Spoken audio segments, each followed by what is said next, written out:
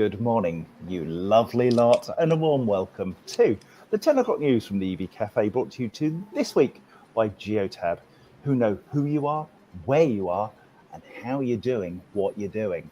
I'm John Curtis, and today I'm joined by our accomplished news hounds, Paul, Sam, and Sarah. So get a cuppa, buckle up for the latest in sustainability news. Our news this week is heavily laden with double entendres, but remember, to the pure, all things are pure. Now then, does the Earth move for you with just battery power? Caterpillar, who make earth-moving and heavy mining equipment, have successfully demonstrated the first battery-electric large mining truck and has invested in a sustainable proving ground. Now, you know the sort of thing I'm talking about. Those massive earth-moving vehicles are now battery-powered. Caterpillar's announced a successful demonstration of its first battery electric 793 large mining truck and a significant investment in Arizona with a sustainable testing and validation hub. Caterpillar completed development of the first battery electric 793 with support from key mining customers participating in Caterpillar's Early Learner program. And this is the success of collaboration. With 2021 sales and revenues of 51 billion, which is pretty well what Sam Clark has in his back pocket. They are the world's leading manufacturer of construction and mining equipment, off-highway diesel and natural gas engines, industrial gas turbines, and diesel-electric locomotives. The proof of the pudding is in the eating. These guys, who can move massive amount of payload with massive trucks, can use battery electric. That's got to be good, Sam, don't you think? Absolutely. Yeah. I mean, it's just showing now that, in the last few months alone, we've seen lots of different progress on heavy stuff. And I think your next article is going to make reference to this as well. But yeah, there's a lot of technology now in the bigger heavy haulage world. We've got huge trucks arriving at GridServe every day now, charging. It's incredible. Just suddenly out of nowhere. I can't. I'm going to have to interrupt because I can't hold on to this any longer. That is a very hungry caterpillar. Just saying. I'm here all day. Drop the mic. I'm going to drop the phone. Anyway, shall we move on? Right. Okay. Truck it, or shall we truck on with news from Tesla? Elon Musk has confirmed that the unfortunately named Tesla Semi, no jokes, keep it clean, has completed its first 500-mile trip with a full load. Keep it clean. Quite a feat for a battery electric truck. Tesla Semi is an all-electric Class 8 commercial truck that Tesla first unveiled in 2017, and it was supposed to be in production in 2019. However, it has been delayed several times. It certainly didn't come too soon. At the time, it was quite revolutionary to have a purely battery-powered truck with a full 80,000-pound Class 8 capacity, capable of travelling between 300 and 500 miles, depending on the model. However, since then, we've had Volvo, Freightliner, Nikola, all come along and pretty well able to take the same load. Stop it, children, at the back there. I just love the fact that you're in a hotel in Bath reading this out and everyone's just left. I may get thrown out. Anyway, so these guys, they're managing to move loads, but they're just getting to the lower end of the range. So Tesla still has a competitive advantage, but it's proof of the pudding, Paul, isn't it, that if you overpromise and underdeliver, you get Paul Kirby. Right. Well, anyway, so what you get is a Class A Semi, apparently. A late one. A late one, but I think what we've seen is examples of in the van and truck world where companies have come to market and not got over the line, got properly started, and it is good to see this vehicle doing its first testing. Of course, we're seeing lots of trucks really make headway. We've heard of Caterpillar and Volta and many others, so it's good. Bring it on. Let's get some goods moved in an electric fashion. But it does prove that electric does seem to be much more the likely solution for the majority of use cases. Once again, kind of kicking the can of hydrogen down the road a little bit. Yes, indeedy. Now then, what I'm hoping, Paul, is that on the basis that it's neither left or right-hand drive, hopefully they'll be willing to ship it a little bit quicker than usual timeframes when it comes to Tesla vehicles. So I'd love to see some in the UK as soon as possible. Yeah, and and it builds on the Volta kind of idea as well, doesn't it? Kind of in the central, because they're not overtaking. The reason for right and left-hand drive, of course, is so that you can see round the vehicle in front and overtake it. Trucks and in this case are probably not going to be doing that. Yeah, let's have it a bit sooner than 3 years late, shall we? Anyway, something that's really important to all of us is the charging network in Scotland, because all four of us did the GB EV rally last year from Thurso down to Land's End, charging as we went. And a story has emerged around the charging network in Scotland, Charge Place Scotland. And there's a report out that says that ending free or very low cost pricing for charging electric vehicles will attract the investment needed in Scotland's public charging network over the next decade. The new report is from the Scottish Futures Trust. And what they're saying basically is if you give free charging, there's not the money in actually providing commercially available charging. And so by moving to a pricing model, you can generate revenues. Revenues are attractive to businesses. Businesses come in, they put in better kit, they manage it better, and the world is a wonderful place. Scotland has a network of over 2,400 chargers and 63,000 members. So there's a market there. And the Scottish Futures Trust have been pointing out that moving to tariffs and having a roadmap for that is vitally important if we're to see a successful Scottish network over the next 5 to 10 years. Sam, you're the expert in this sort of stuff and getting charging and investment in place. They're right, aren't they? Charging for energy and the quality provision is the right thing to do. Yep. There you go. Moving on. What Sarah's got to say on this because of her experiences in North Somerset.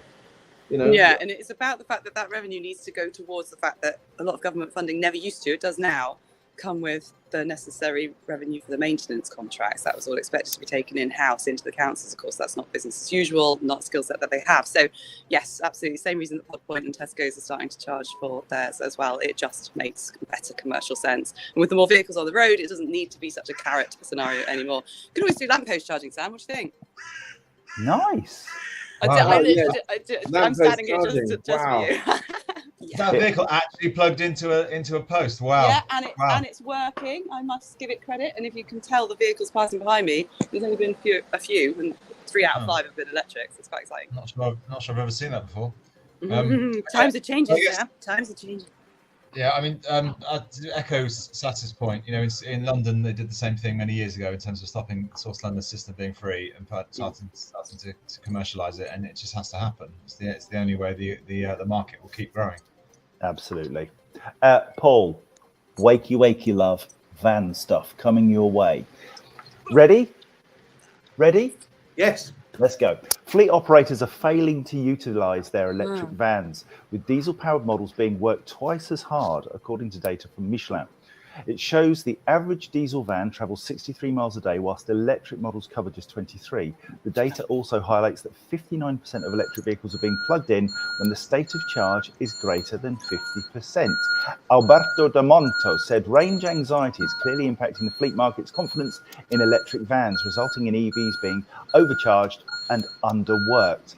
It's a bit like you, Paul, isn't it? Definitely you overcharged. Definitely underworking, yeah, always. You know what? I think this is a really interesting story, because what they do talk about the negative effect in that story on batteries, which I don't think is true.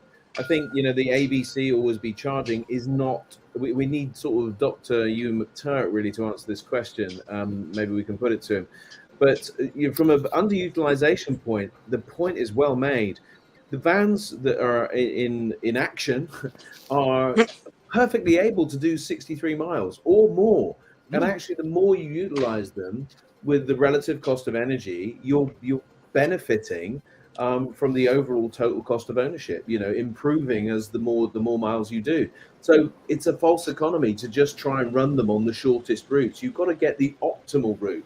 And that's why we have people like Geotab able to bring on data to actually show that the journey that is needed can be done through an electric fashion. So don't try and minimize the mileage, maximize the efficiency of the vehicle by utilizing as much as you can and then charging it at the beginning and the end of the day, rather than in the middle of the day. So I massively second this. We're on stage at the World EV show this week, and I raised this article because I found it so interesting that vans being overcharged and underutilized. But it also means at your yard or depot, whatever, if you're grid constrained, you can install as many chargers as you can, but maximize that asset without having to pay. I think it's a legacy thing. I think it's a panic. It's like, let's swap every van for an electric van and not actually take the time to work out if that's necessary. And quick, let's put a charger in for every single vehicle that we've got without thinking about scale and future possibilities.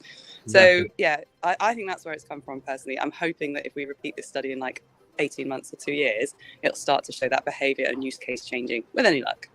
Yeah, the statement's also misleading about being underutilized and overcharged, because it might not be being overcharged. It might simply be that the duty cycle of those vehicles is a short one because people have gone for the lowest hanging fruit first, which makes perfect sense. Yeah, I think it's legacy. They might be underutilized, but it doesn't mean they're being overcharged. The sentence doesn't really tell the right story in my mind. No, it sort of says that batteries are all fragile and pathetic. And, we can fry them really easily. We can't. They are really robust. They have a lot of protection around them with heat pumps and cooling and all of those good things. As long as you utilize the battery, you're not going to damage it. And this is the success of a lack of knowledge, I guess. Primarily, if you have data, if you have information, you can make informed decisions. And what fleet van drivers are doing at the moment is making blunt decisions with no information. Yeah. Yes, and similarly, John, on the other side of that coin is we've got to make sure that we disseminate the right information based on the data that we see, and not spurt out things which actually not only damage the industry but also are misleading. So interpretation of data is really key.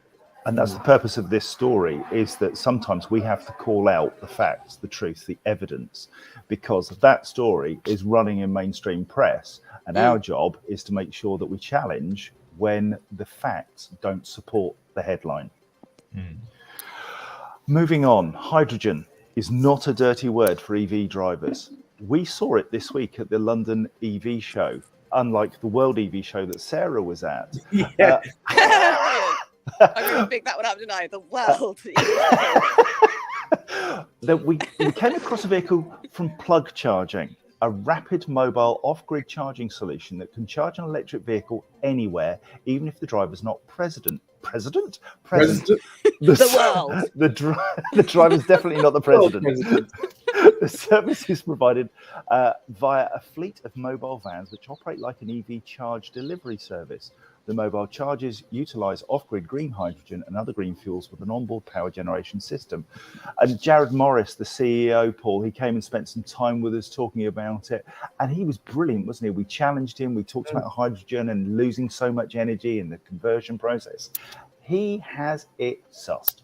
Yeah, he does. And what was exciting was we started out thinking, and he was happy to be challenged, which was really good. We had really good debate. And I think this is the point of the EV Cafe, is to come along and talk with people that have got a great idea, but how to bring it to life. And, we had a really great chat with him and how he's helping out Enterprise Car Club and other car clubs are available, of course. But he was helping them sort of reduce the amount of backing and forth with vehicles, reducing the sort of time that the vehicle would be underutilized because it's not available, and was delivering charging by the roadside and could do that up to 25 times a night, which actually you probably wouldn't have time to do. So, I think there's a tremendous opportunity for demand-led charging and, thinking about festivals and all that. I mean, a great business model, a great idea. And of course, when the chassis is available, it will go electric as well, because the Iveco chassis can do everything. It's CNG currently, which is 95% reduction in emissions, but will be electric going forward. So it's going to be great. Is it a great business model though, Paul? You said it's a great business model, but is it? It might be a good business idea, but is it commercially viable? Yeah, well, do you know what? It certainly looks so. He's got investment. He's obviously had a decent business case. And, the model can continue to grow. So we know a little bit about the business model, the background, the numbers behind the numbers.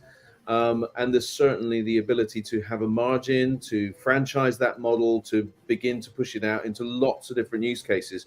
You think of the challenges around fleets, there's definitely going to be a place for this option. Yeah, it's all welcome. It's innovation. That's what we do. We try things, they don't work. We don't shame people. We just try to make it better. Yeah, I agree with you, Sarah, but then I also have a degree of impatience in the sense that we've got to get on with stuff that works and deliver it in the next. We've only got a few hundred days left now until we create irreversible damage. Innovation is great, but we need solutions that actually work and will be totally scalable and totally profitable. And the only way we find those is by trying. Now then, we've got to move on because time is precious.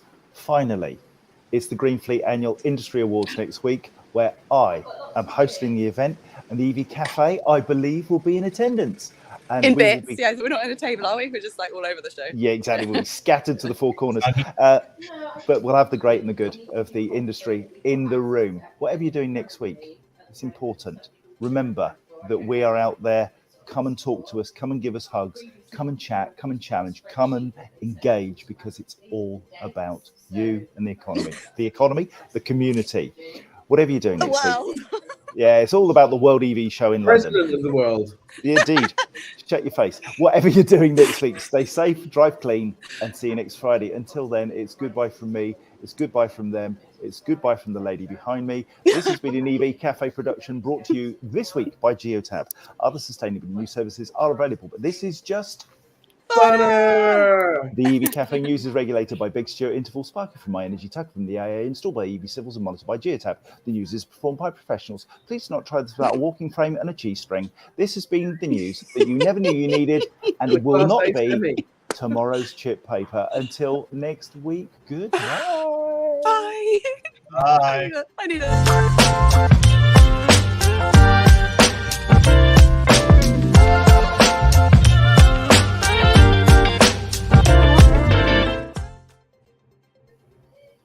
All right, Paul, you can talk.